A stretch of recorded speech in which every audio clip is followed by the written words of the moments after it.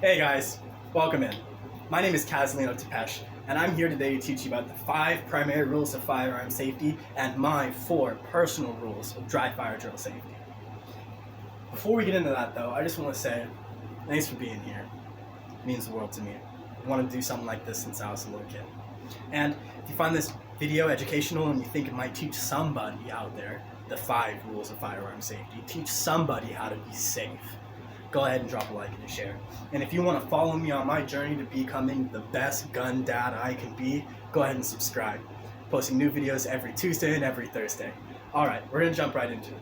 Today, for examples, I'm going to be using my Glock 17 Gen 4, my personal favorite of all of my handguns. Okay, and first, we're going to make sure it's safe. Nothing in the barrel. You see me, I see you. And then we're going to break contact, do something else, come back, and check it again. Empty barrel, empty magazine, safe. And even though we know this firearm is safe, it's going to bring us to our very first rule. When you pick up a firearm, pick it up from the appropriate needs. If you have a handgun, it's the handle, the mag, or the pistol grip. If you have an AR-15, it's the pistol grip. If you have a long rifle, like a shotgun or a hunting rifle, pick it up by the grip, and if possible, pick it up with 2 hands. There is nothing more embarrassing than dropping somebody else's firearm because you didn't pick it up right. Trust me. Alright, rule number 2 of firearm safety. Always keep your booger getter off the boom switch.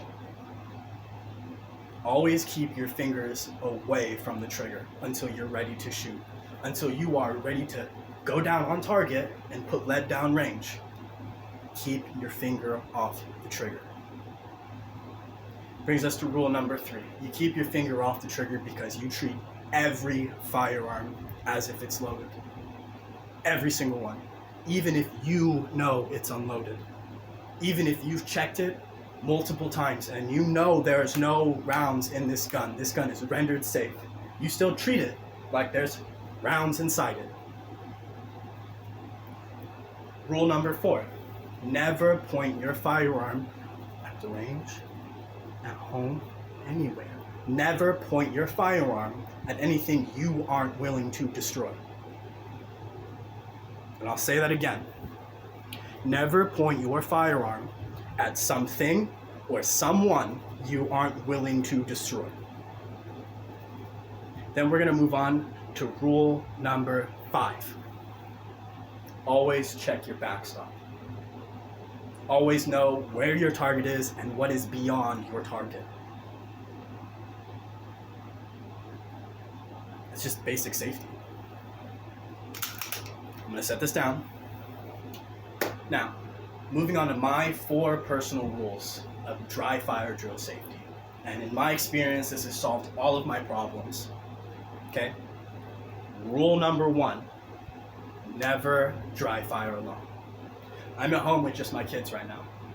My partner, they're at work.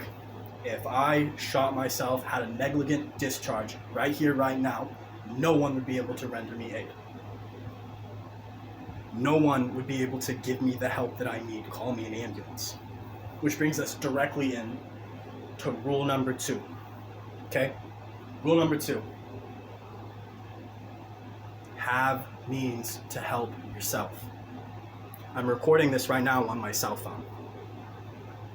I have off screen my IFAK, TQ, clotting, forceps, gauze, packing, everything I need is in here. And I have the training to use it. Rule number 3, and this is an important one, okay? Never, ever dry fire with rounds in your gun. Never, ever, ever dry fire with rounds around you.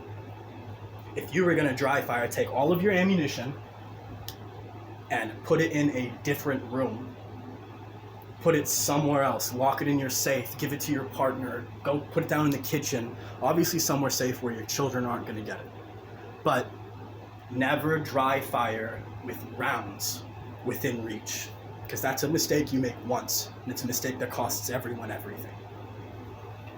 Now, rule number 4, the most important rule when it comes to dry firing somewhere. Okay? When you're dry firing in an area, make sure that you're private. Make sure that you're safe. Make sure that you're secure. Because the last thing you want is to be doing your dry fire practice and someone see you on your back porch or doing it somewhere completely inappropriate and they call the police. You scare them, you get in trouble for brandishing. The last thing as firearm enthusiasts that we want is people to think that guns are bad. Guns don't kill people. People kill people.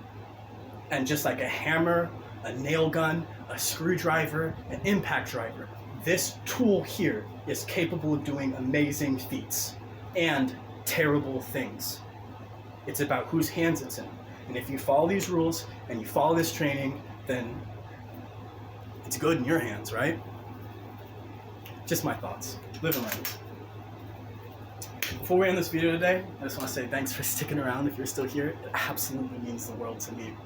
And hope to see you next Tuesday and maybe on Thursday.